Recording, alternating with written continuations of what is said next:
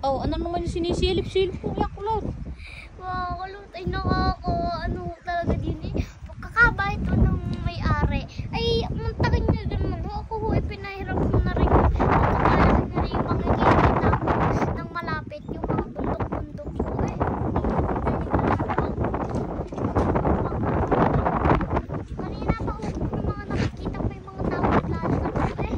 Oh, kita mo rin yan. Talagang nalapit. Kita mo ay ano lang.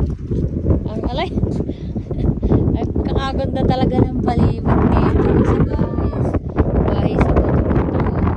Oh, ano? Nakakaamoy suwar eh.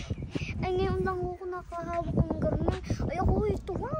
Ay ngayon lang ako nakakita at nakakahawak ng garne. Oh, tingnan nyo ko naman ho. Baka ho aray mga kalat ay mahal din.